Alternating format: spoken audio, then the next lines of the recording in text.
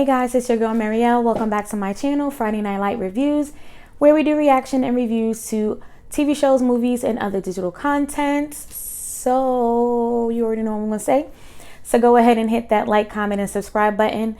Please share this video with your friends and family. Let's get this channel to 400 subscribers. We are more than halfway there. To my subbies, you know what it do. To my new subbies, welcome to the fam.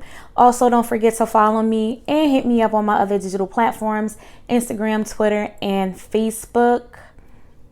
And as always, let's just jump right into it. So today we're going to be reacting to Hulu original documentary called Homeroom.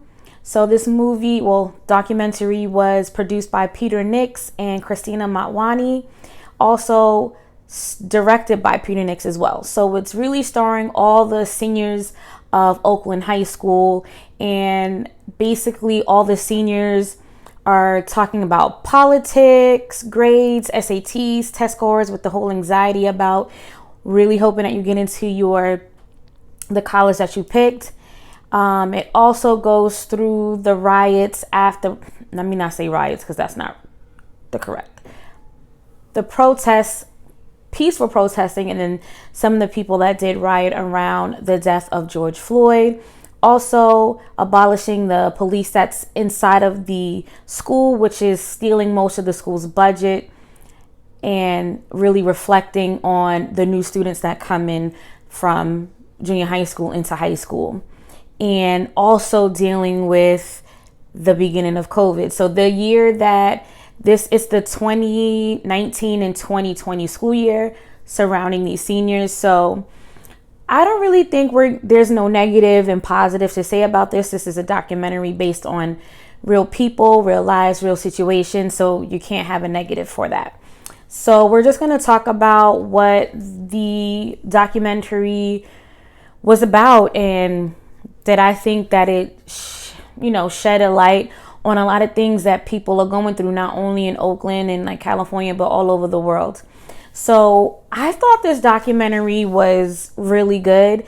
I mean, it really surrounded by a couple of students, mainly the students that were like the president and the vice president of the school, and they did the student council. And I mean, these kids, 17, 18 years old, talking about big grown-up adult things and topics, and having so much passion about their community, about the students that are coming before them. A lot of students, and this is just chalking up to childhood, no seniors really care about the freshmen that are coming in, but these kids did. They're like going hard at these board meetings to speak with the mayor, would speak with the council of the school, like the board and everything like that. And these kids were definitely showing these adults, like giving them a run for their money. There was one particular part where the two kids, I think Dennis and Micah and Dwayne, those were like the three people that we saw for the student council. And they were talking about how giving more money to the police that are policing the school is going to affect the freshmen and the lasting students that are here until they graduate. And they were basically saying like, look, look at the world, look at around you. Black and brown people are dying or being harassed by the hands of said police. Now, just like the kid said, this is not deeming every single police officer bad, that every police officer isn't a bad apple, but they can only reflect about what they see and what their experiences are. And these kids were definitely speaking about their own experiences and the experiences of their classmates, of their peers.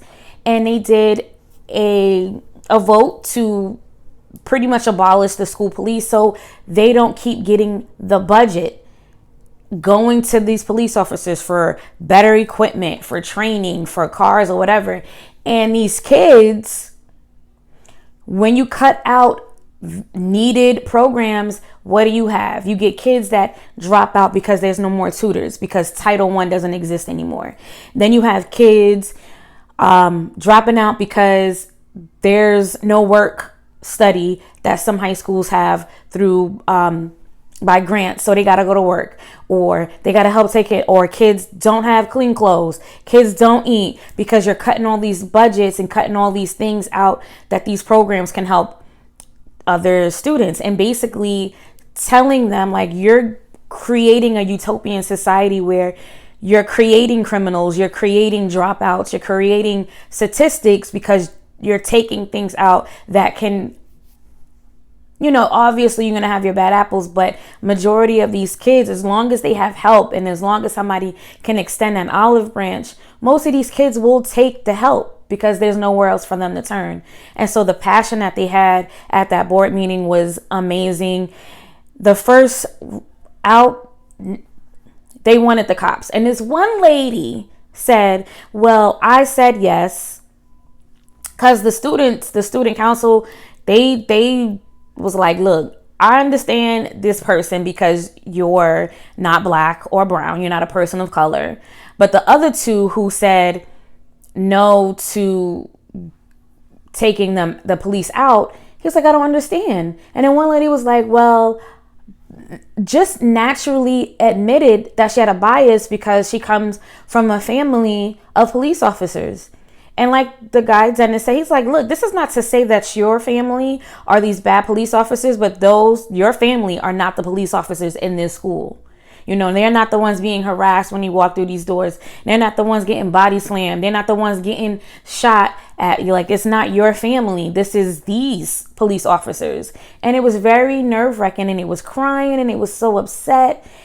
And the fact to see all these seniors of all colors, but mainly people of color, black and brown, just wanting to make a difference, not just for themselves, not just for their family, but for the students in their community around them. And I thought this documentary was so good. It showed you the Gen Z life, and it painted them in a better picture, because a lot of people have Gen Z like all they're about is social media. They don't care. They're a microwave generation. They want everything fast. They don't want to work for it and all this other stuff. Not these kids at Oakland High School. Not at all. Yes, you have your children and your kids on social media. I mean, if social media was out when I was in high school, I would be just like them. You would see me everywhere. I'd be doing vlogs, TikTok, all that, but then again, maybe it was a good thing that we didn't have social media back then, but that's another story for another day. But then the next thing that I thought was really amazing about this documentary, we're seeing teachers impart and like give that pat on the back to these kids, because sometimes you do all the things that you can do and someone is still not there praising you and recognizing you from the things that you're doing and the change that they're reflecting, because these kids were making a change. They were nervous about SAT scores. They were nervous about getting into college. They showed a little tidbit of that. I mean, the one thing I will say, this school was mad lenient, because when I was in high school with my cell phone, if I got caught with my cell phone, it was gone. And my father and my mother had to come get it. There was a part where this little girl just got up and was talking on the phone and she didn't get in trouble. I wish that was like that when I was in high school. But I mean, it just shows you their day to day. Even kids who didn't think about going to college, but basically you have teachers pouring into them like, okay, if college is not for you, let's try to get you this internship. Let's try to get you out of this internship and into a permanent position where you can either start your own business or you can be like an apprentice and things like that. So they were giving these kids all types of support. And I love to see that, because when I was in high school, that was non-existent at all. And I really like what the one young guy said. His name is Dennis. He was like, you guys are not thinking about this community. You're not thinking about these kids. It's just a pipeline prison line. And that's true. You stand on line to get your gross lunch. You stand on line to get your number. You stand on line to get your schedule. Even with dress codes, it's giving you that pipeline straight to a prison mentality. And they were not feeling it. They were even imparting and pouring into other students younger than them, 11th, 10th, 9th. Like, look, this could be you in these few years. We're doing this so you can continue doing this. And then it moved on to where COVID started. And so everybody was scared, and you heard all these different things going on or whatever. And then the next thing happened was George Floyd's death. And all these seniors just watching it on their phones, watching it on TV, watching it on their computer. And these students in this high school have nothing to do with George Floyd. They're in California. George Floyd was in Minnesota. But they felt that they needed to protest to that same mayor that was like, I'm for you. I love hearing your voices. No, you like saying that because this is business as usual, thinking that you're going to blow smoke up these seniors' butts. And they was not for it. They was like, miss me with it. They was like, it's math ain't math, and this is not what it's supposed to be given.